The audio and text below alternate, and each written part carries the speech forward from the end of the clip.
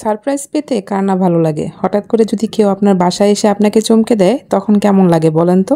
দরজায় টুকটুক শব্দ করে বলবে গেটটা খোলো। তো আমার সাথেও তাই হয়েছে।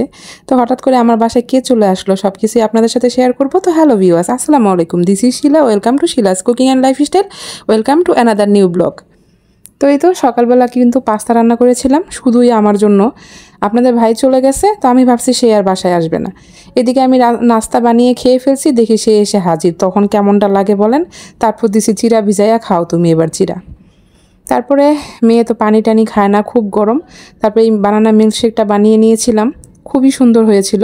তো এটা আমি যেভাবে বানিয়েছি সেটা এখন আপনাদের সাথে শেয়ার করব। তো আমি এরকম একটা কলা নিয়ে নিয়েছি, একটু নরম কলা হলে ভালো হয়, যেগুলো অনেক সময় দেখা যায় ঘরে পড়ে থাকে, খেতে চায় না কেউ। স্লাইস করে কেটে নিলাম। তো এটাকে আমি এবার একটা ব্লেন্ডার জারে নিয়ে নিব। আস্তেও দেওয়া যায়, তো আমি একটু স্লাইস করে দিয়ে দিলাম, যেহেতু আমার জারটা অনেক বড়। আর আমি যেহেতু খুবই অল্প পরিমাণে বানাবো, এটা কিন্তু ব্লেন্ড হতে অনেক বেশি কষ্ট হবে। ছোট ব্লেন্ডার হলে ভালো হইতো। পরিমাণ মতো দুধ দিয়ে দিব, লিকুইড দুধ। আপনারা চাইলে পাউডার মিল্কও ইউজ করতে পারেন। আমি দুধটা আগেই জাল করে ঘন করে নিয়েছি। পরিমাণ মতো চিনি দিয়ে দিলাম। আমি চিনিটা খুবই কম দিয়েছি, আমরা যেহেতু একটু মিষ্টি কম খাই। তারপরে আমি অল্প করে ব্লেন্ড করে নিলাম। এবার আস্তে আস্তে আরও এখানে আমি দুধ অ্যাড করব। এই যেরকম হয়েছে, একটু একটু কিন্তু দানা রয়ে গেছে, এটাকে আরেকটু ব্লেন্ড করলে তারপর আবার এটা পারফেক্ট হয়ে যাবে। আবার দুধ দিয়ে দিলাম। তো গরমের মধ্যে ঠান্ডা ঠান্ডা এটা খেতে কিন্তু ফ্রিজে রেখে বেশ ভালোই লাগে। তো আপনারা ট্রাই করতে পারেন। এদিকে আপনারা লক্ষ্য করবেন যে ইদানিং কিন্তু আমি আসলে লং ভিডিও আপলোডই দিই না, না আমার ইউটিউব চ্যানেল না ফেসবুক পেজে। কারণ ইদানিং আমার মনটা আসলে অনেক বেশি খারাপ হয়ে গেছে। আমি এখানে কাজ করতে এসে এতটা আপসেট এর আগে কখনোই হই নাই। এখন অনেক বেশি আপসেট হয়ে গেছি, তাই ভিডিও মেকই করি না।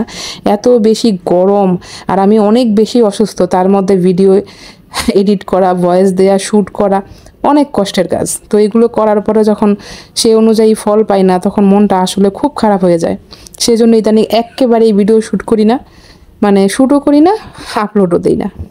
তো আজকের ভিডিওটা অনেক কষ্ট করে আপনাদের জন্য শ্যুট করেছি। যদি আপনাদের এতটুকু ভালো লাগে, প্লিজ আমার ভিডিওতে একটা লাইক করে দিবেন, পেজে একটা ফলো করে দিবেন।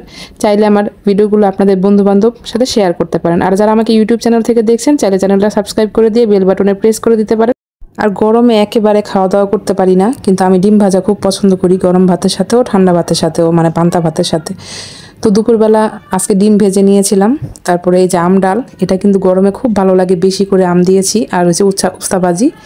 তো এই যে আপনাদের ভাই সার্ভ করতেছে, তার জন্য ভাত বাড়ছে, আমার জন্য বাড়ছে। আর ডিম ভাজার তেলটা কিন্তু বেশ ভালো লাগে খেতে। এই গরমে আপনি কি দিয়ে ভাত খেতে পছন্দ করেন, চাইলে আমাকে কমেন্টে জানাতে পারেন। এইদিকে হয়েছে কি, বিকেলের পরে সন্ধ্যার দিকে হঠাৎ করে দেখি আমার ছোট বোন এসে হাজির। সে আমার জন্য কাঁঠালের ভিডিও করেও নিয়ে আসছে, আবার কাঁঠাল অনেক কিছু নিয়ে আসছে।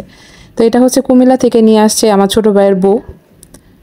আর আঙ্কেল আসছে, তাদের নিজেদের গাছের আমার ভাইয়ের বউর আন্টিদের বাসার কাঁঠাল।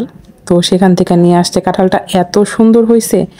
তো সন্ধ্যাবেলা বোন নিয়ে আসছে এগুলো, আম্মু সব কিছু দিয়ে দিচ্ছে, বলতেছে নাও তোমার জন্য, দেখো কি সুন্দর কাঁঠাল নিয়ে আসছি। তো আপনাদের সাথে একটু ভিডিওটা শেয়ার করলাম। তো অনেকগুলা কাঁঠাল নিয়ে আসছে। আমি কিন্তু এই ধরনের কাঁঠালগুলো খেতে অনেক পছন্দ করি। শক্ত কাঁঠাল, নরম কাঁঠাল হলে আমি একটু মুখে দিই না।